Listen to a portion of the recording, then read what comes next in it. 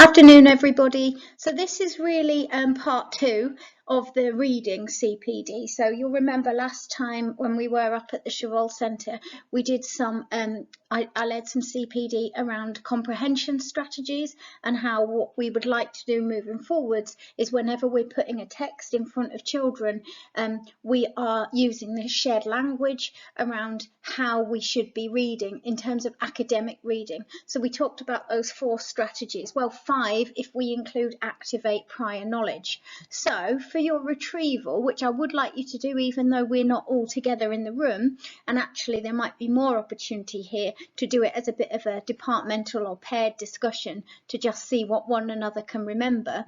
So your retrieval is to just literally jot down or recall what you can remember of those 5 comprehension reading strategies that we're going to be using from September. And if you can, don't just give me the titles of all 5, but talk about or include some of those student prompts. If we were using them in the context of a classroom with students, what might we be saying to them when we were asking them to apply those strategies. So pause the video and have a few minutes discussion around that, or jotting them down and seeing what you can recall. Okay, so just a quick recap then, and checking that against what you guys have just discussed. So the big 5, and I haven't actually shown the middle one on this diagram, but of course the middle one is activating prior knowledge, which is going to happen throughout. But we get the students to predict, to raise questions, and we might use those question stems of who, what, where, when, why, which, how. We get them to clarify, and that's the really important bit, which is about encouraging them to be metacognitive, really, to be regulating and monitoring. So as they're reading, they're not just reading and moving on if they haven't understood. They're asking themselves regularly, did I just understand that paragraph? What's that word again? And what do I do when I don't know what the word means? Is there a glossary I can turn to? Is it something I would find on my knowledge organizer? So that's that process of us encouraging and at first modeling to the students what it really means to clarify and what it means to be a sort of active reader. And of course the summarize, which is a really important skill that we're encouraging, because that's really where the sort of reading for understanding comes in, if you're able to summarize the text that you've just read. And we might give prompts to the students, like, you know, we might tell them how many words we would like them to try and summarize it in, or we might ask them to scan back through the text and make sure they've included the big 5 ideas in their summary, or use mind maps or graphic organizers to demonstrate what their summary from the text. So there's lots of things we can do. So I've said last week or last time that resources like this, sentence starters, prompts for discussion and for writing, will be shared on the SharePoint site, and that will be a section that will evolve. Now, much nicer than this sort of garish template that I put together is something that Denise Forrest has designed, so many thanks to her. And she's used the image that was from the EEF literacy guidance document, but has adapted it to our school. And it's just a nice visual reminder to students. And so these as well are on the SharePoint site. And that would just be really powerful, I think, if we all just got into the habit of, whenever we're doing some reading, to just have that icon visually either on the PowerPoint or in the corner of the text that we're putting in front of the students, so they just get used to it, and then the teacher can sort of highlight and pick out, right now what are we doing? We're questioning, we're clarifying, we're activating our prior knowledge. So I loved that graphic, and it was much better than what I'd put together, so thank you to Denise. And you'll find that and a couple of other things, but as I say, it will grow and it will evolve over time in a new section of the SharePoint site. So you'll see it in the menu tabs when you go on. I've just called it reading strategy, and that will continue to add to that as we develop this. And thank you to those who've already shared resources with me. So for example, I know geography have been trialling this, languages have, English have done some work with it. So as people are trying it, sharing resources, I'll put them into there so others can benefit as well. And also it'll help us really build this new strategy and see what's going to work on the ground, you know, in the classroom, which is obviously the important bit. So thank you to those people. So the focus of this afternoon session, obviously, is reading. So we're sticking with this theme, but I want to look at a slightly different lens this time. It is still going to be important to be thinking with our sort of curriculum hats on, but there's another important strand that I want us to think about, which is very much part of our plans for next year.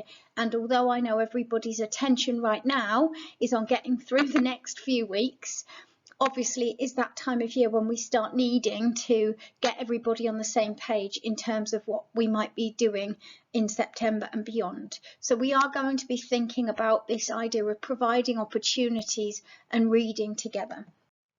So I think it's important that we have a little bit of a think around the big picture, if you like. So when it comes to our reading strategy, or for any school actually, it's important to think about the three big areas, and I've done it as a Venn diagram to demonstrate the fact that there is obviously a massive overlap.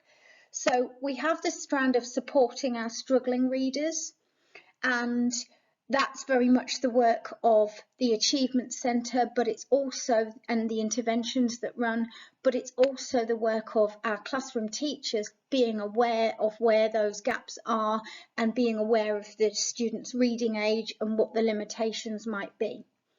We have the reading in subject areas, which was the focus last week when we talked about that sort of academic reading and the comprehension strategies, and that those opportunities to put text in front of children and then to help develop them as skilled readers. And then we have the kind of element of reading for pleasure and all of those things around creating a reading culture and developing something that they can continue on with them throughout life, not just when they're in the school building. And actually that overlap we've talked about before when we've talked about Scarborough's reading rope, because actually there's a fluency needed in order to have a comprehension. So when we talk about supporting our struggling readers, we've got to do that, because if phonetically they're not sound and they're not fluent in reading, or they read so slowly and they have such slow processing that they've forgotten the beginning of the sentence by the time they get to the end of it, then we're not going to be able to do the things in our curriculum areas that we'd like to do around academic reading and around comprehension and reading for understanding. So that overlap is obviously really important. So if we break that down a bit further, some of the things that we need to be aware of, even though it might not fall in our responsibility, we might think, oh, that's something that Denise and Sandra and Lorraine and Rachel deal with, you know, that's the SEN team's responsibility. Actually, no, we do need to be aware as classroom teachers the different elements of reading. And even though there might be intervention programs that are running separate to what we do, that are about supporting our struggling readers, we have to be aware of just how complex the reading is and what aspect of reading is it that's a barrier for those students. So that's about knowing our students. We know that when it comes to reading in subject areas, that's where we would refer to disciplinary literacy. And I am going to ask you to think on that in a minute or two about what it really means in your subject to read. But that's very much about exposing the children to challenging texts and actually opening their eyes to the subject, but through reading wherever we can. And then there's that reading for pleasure, and this is probably the hardest one to crack, I would argue. You can put intervention programs in place, you can follow phonics programs for those that aren't phonetically sound. We can ask curriculum areas to put text in front of children and to use the comprehension strategies. And I'm sure all of those things over time will become the norm and very effective. Evidence suggests they will be. But creating a culture where people choose to read, want to read, enjoy talking about books, the pleasure bit, that's the hard one to crack, especially with teenagers. But that doesn't mean we should back down and decide not to bother. So when we talk about reading independently for pleasure, there's clearly a big role there of the LRC, and Annette's role is crucial there. There's a role in terms of our homework expectations, if we're asking students to read for pleasure as part of their homework. Of course, things like book week and extracurricular events that are linked to reading will play a part. But actually, those things are often things that children sign up to, and what we find, understandably, is that our avid readers want to get involved in those things. They're the ones who spend time in the library, who join the book club, or who get involved in all the competitions during book week. It's the other ones that actually we need to make sure we're not leaving them behind.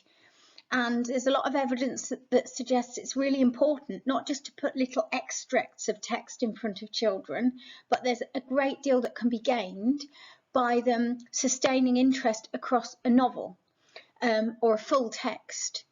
And that's partly why we are going to be introducing in the new term what we're calling the reading group.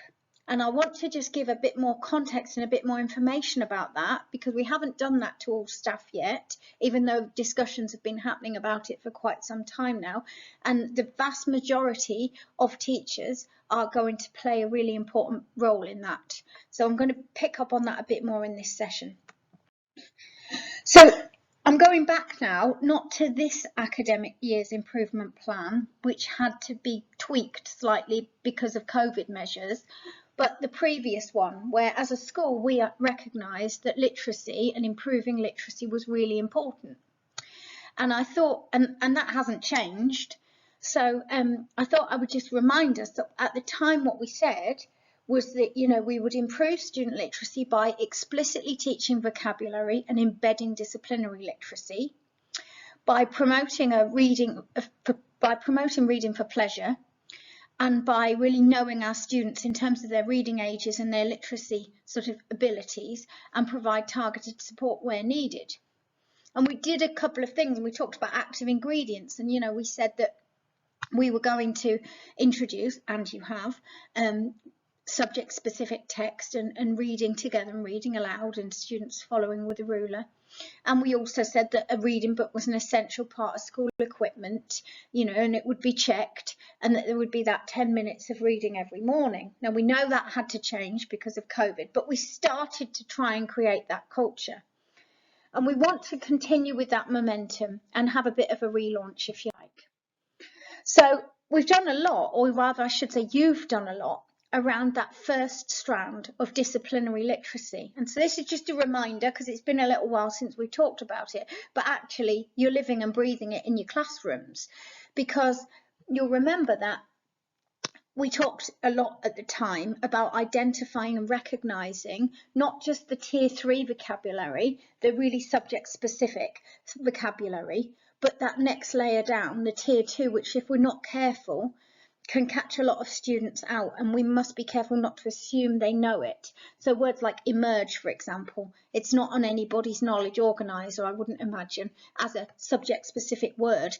But if a student is reading a passage and the word emerge is used for it several times and they actually haven't got a clue what it means, they're being locked out, if you like, from understanding that passage. So we did a lot of work around the different tiers of vocabulary, and I think most staff, well, in fact, I'm pretty confident that staff are okay with that, and they're thinking that through when they're putting text in front of children, and they're making the decision about what vocabulary needs explicitly teaching. And very often when people explicitly teach that vocabulary, they use the Freya model, and I see this around school, and we don't just define it, but we look at those characteristics and non-examples as well as examples, and we know that's really important. And also with the word of the week that Chris organises, and looking at the hinterland and thinking about the word root, this is all really important work that's been going on, and I've just reminded us here of some of the strategies that we've talked about before. And with that in mind, I've shared a template full of these kind of explicitly teaching vocab ideas on the SharePoint site, so it's worth a look if you think, oh yeah, I haven't done that for a while, actually that would really help. They're all there. So you've done a lot of work on disciplinary literacy, but most of that was around vocabulary, because that was kind of like our first step, if you like. But now we're looking at reading, and exactly the same principle applies. It's no use me saying everybody has to read in exactly the same way, because every single discipline is different. Yes, the shared language of the comprehension skills is going to be really important. Predict, question, clarify, summarise. But you'll need to read differently in maths, to science, to geography, to history. And it's really important that as subject teachers, you know and have at least thought through what it means to read in your subject discipline. So pause me and talk now. What does it mean to read in your discipline? What's unique about the kind of language that you would be exposing students to that might mean they have to read in a slightly different way? Okay, so I hope that you had a bit of discussion around that, and you might have thought at first, well, what do you mean? You just read. But actually, when you really dig deep and think about that, and think about the unique nature of the text you put in front of children, because it's your unique discipline, you'll realise there is a different way of reading. So I mean, I learned quite a lot when I was researching for this, actually, because I hadn't thought about it from a number of different subject areas, and it really made me think, oh yeah, you do have to read differently. So here's just some of the things, and I pulled these from various different reports and studies that I kind of had a quick skim of. And it, you know, history, for example, there's a lot of metaphors in history. So when you read a history text, it might be making references to things like the Dark Ages. And you, as the reader, you have to pick up on that as being metaphorical. And then, of course, that's going to make you have those questions of, why was it called the Dark Ages? And essentially that's great, that's active reading. But being aware of that is quite important when we're talking about disciplinary literacy. And also, of course, when you read in history, not just when you write, but often the reading bit comes first, you need to be reading with that critical view of thinking, well, who wrote that? Who was the audience? Is that representative of the full picture, or is it just a partial or biased view that's being representative? And that's all, you know, linked to that source work that we know is really important. So that the more you think about it, the more you realise, yeah, there is a unique way of reading in history. And there's probably lots of overlap between how you read in history to how you read in RE. If you're looking at a piece of scripture, you're realising that's a partial or a biased view. But they're still unique, and there's differences. And of course in maths we read really strategically, and it has its own language, or its own notation, I should say, and our students have to be able to learn to cope with that and to pause and clarify, can I remember what that symbol means? Because if I can't make sense of the rest of this. Don't ask me what that's a formula for. I just clicked the formula button on Word, I believe. So hopefully the mathematicians amongst you will be able to recognise that. Science is one of those subjects where it often requires other types of literacy in order to be able to access it. So the visual literacy of dealing with graphs and diagrams, and the sort of mathematical literacy of dealing with the numbers that so often come up. But science is also one of those subjects where we can really help students to unlock the text we put in front of them by doing lots of work around those word roots, because we know the language of science is absolutely full of those Greek and Latin word roots. So for example, photo, I think that was the word root of the week this week, wasn't it? Photosynthesis, we know photo is light. We're unlocking all sorts. And, you know, so it goes on. I'm not going to go through every subject, but you've got this PowerPoint and you might want to pause me again and have a bit of discussion about whether I've got it right for your subject area or not. Where it talks about multimodal, which it does for a few of the subjects, PE, geography and so on, it's this idea that in those subject areas, the when you read, it often uses lots of different methods of conveying meaning. It might be diagram, it might be text, it might be graphics, it might be photos, and we have to help our students to read in lots and have one sheet in front of them possibly where there's lots of different things that they have to be able to cope with. And much the same there. I will just I've shared this PowerPoint with you, so you can pause the video and have a little read through. The art's interesting though, because I know some subject areas probably think, well, we don't do that much reading, and actually if we did and we had to create time for that, we would be taking away from what they really need to be working on and developing. And I think probably in art, music and drama, there's a fair argument there. But in those subjects, reading can have a very different meaning. So in drama, reading texts as such, in inverted commas, can range from Shakespeare, as I know our students do, to live theatre production, scripts, video, music, body language, set scenery. You're reading the scene, you're inferring meaning, that's still reading. And that's fine for you to say, reading in our subject, in our discipline is this. And this is what the National Gallery has to say about reading in art. So reading a painting is similar to reading a book. The reader decodes symbols to establish meaning. The reader uses inference and deduction, for example, body language, to deepen understanding. And a reader's previous knowledge and experience affects their personal response. And it's about actually creating that time for students to discuss that and to think that through, and for them to realise they're reading the painting as opposed to just looking at it. Okay, so in your departments, again, you pause me, and I'd like it if you could spend, 15-20 minutes having a look at the text that hopefully your curriculum leader or somebody in the department has brought along. It needs to be a text that you would genuinely put in front of children. So this is of value and of use.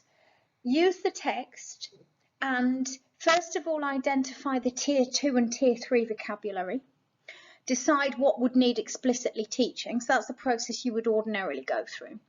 But the third one is to prepare and model how you might use the comprehension strategies with students. So you would go through that process. How would I get them to make predictions? What would I expect them to be using? What questions would I expect them to be raising? And how am I going to model that? What stems am I going to give them? Clarify, summarise. So you might wish to use the template that's on the SharePoint site, but really just spend a bit of time and planning and testing this out. How will we use it in our subject area? And that will help us to identify any problems with it and pitfalls as well.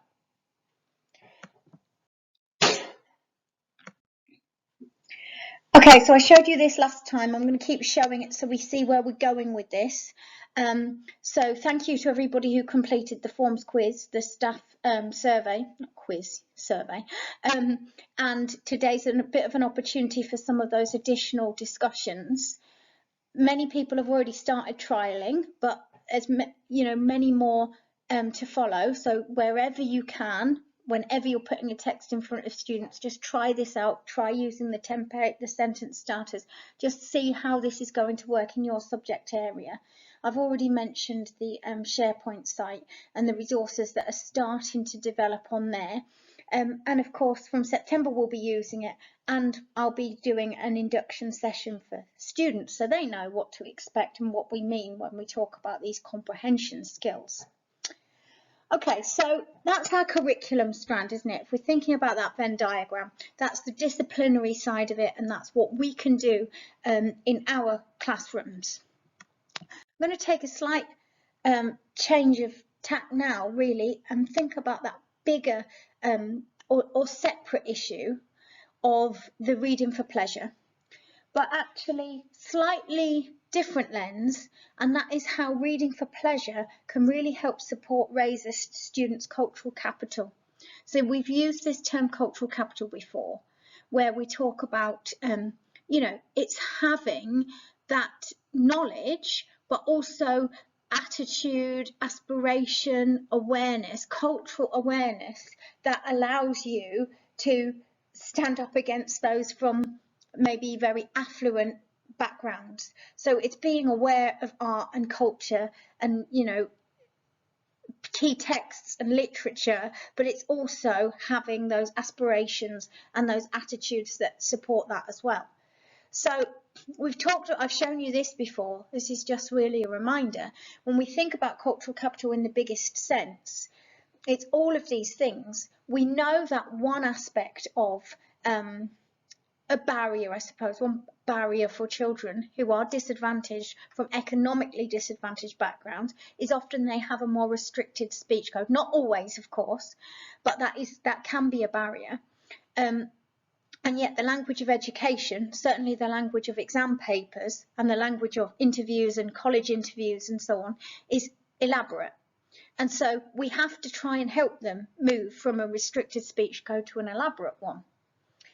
We think, and evidence suggests, we can do a great deal and help to achieve a great deal of this through reading.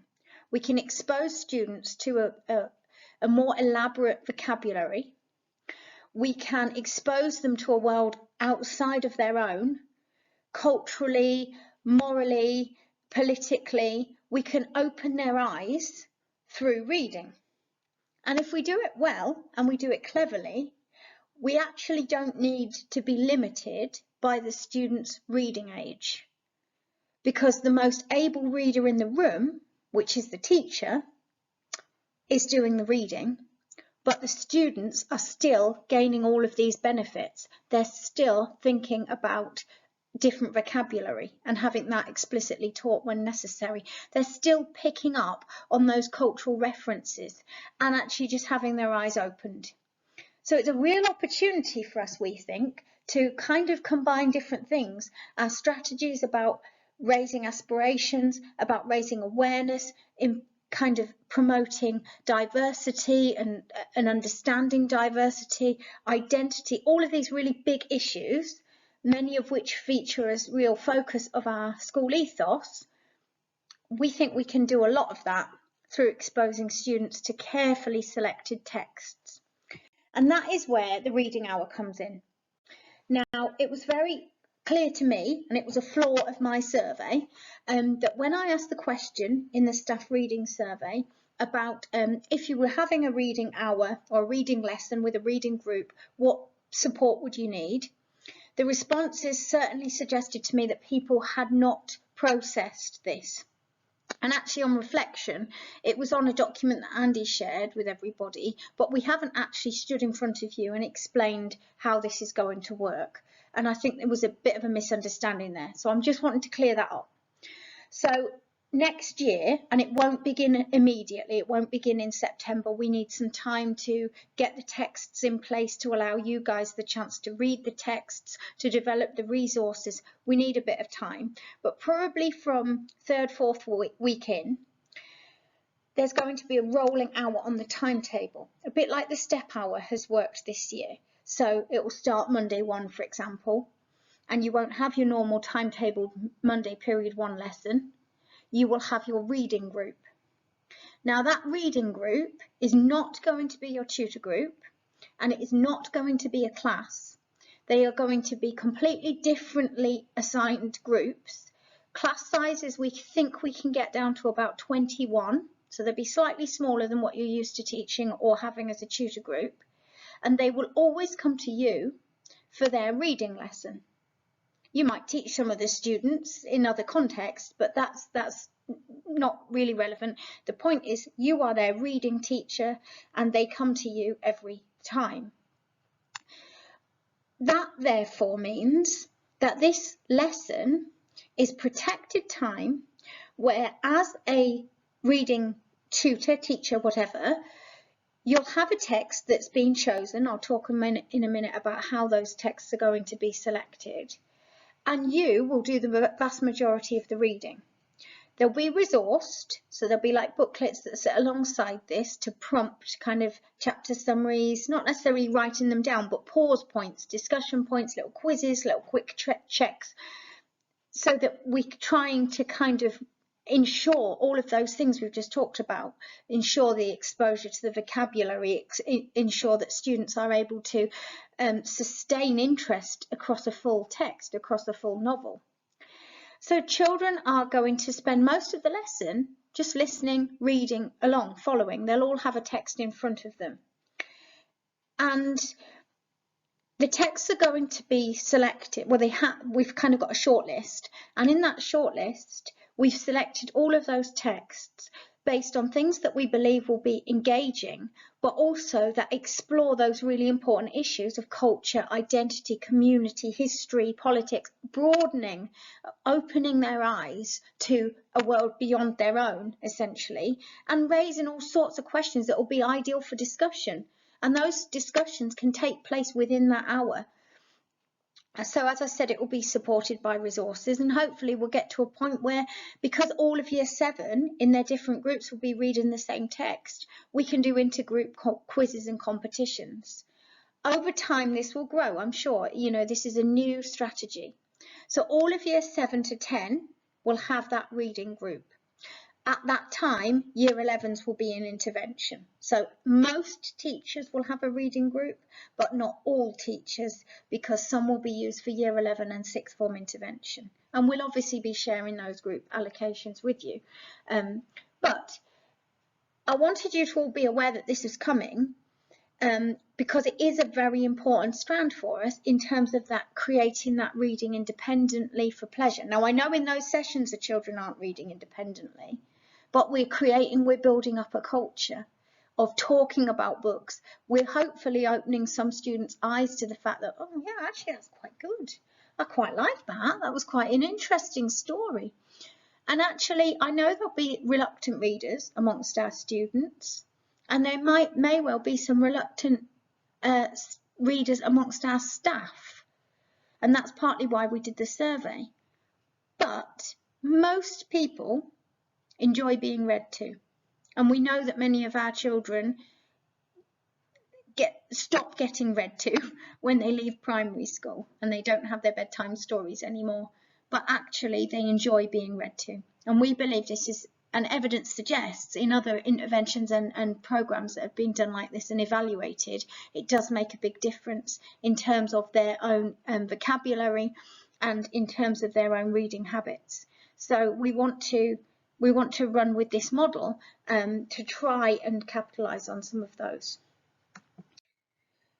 So just coming back to that reading survey that we did amongst the staff, this is just a quick overview really of some of the results, you know, and it tells us that many of you read for pleasure or read as part of your job, essentially. You know, you're reading for research, you're reading to further your knowledge. And those are the sorts of things we want to be explicitly sharing with our students, modelling, talking to them about our reading habits. So they see this is the norm, this is what you can do. It was interesting because when we asked how confident you feel when reading fictional text with a class, understandably and rightly so, some comments were coming back about, well, we don't have the time, it's not appropriate in my subject to read fiction. And of course it's not in all subjects. It's absolutely valid. It doesn't mean we can't recommend fictional texts which explore aspects of science or maths, for example, and recommend it to children. So, I read a fantastic book. If you're interested in this, you should go to the library, you should go and have a look. But of course, you're not necessarily going to dedicate a lesson to reading a fictional text in maths. Of course not, that would be inappropriate. There is a website which my face is covering over there, but again, it's on the PowerPoint. There's a useful website there, which unleashingreaders.com, where you put in your subject and it comes up with lots of texts that link to that. So that's quite a useful little resource. But we're not expecting you to shoehorn it in where it just doesn't belong. The reading of the fiction will mainly be through this rolling hour that I've just described. And lots of people said that well, not lots, but a couple of comments that were worth noting were that a barrier to incorporating reading into lessons is appropriate access to texts. you know, finding the right text to still allow you to deliver your subject content. And that's where curriculum teams can, you know, really work together and discuss that together and think, well, what would be good to put in front of them for that? And Annette can certainly help with that too, in her role in the library. And then this was the bit which made me think that people hadn't understood or hadn't been given the key message around the reading hour next week and the reading lesson. And a couple of questions came from that in the survey about what text would be chosen and how would we do that. And Annette and Chris and members of the English team have been very much involved in creating the shortlist. There's a student voice activity going on this week where we gain the students' view on which text they would like to read as part of that time.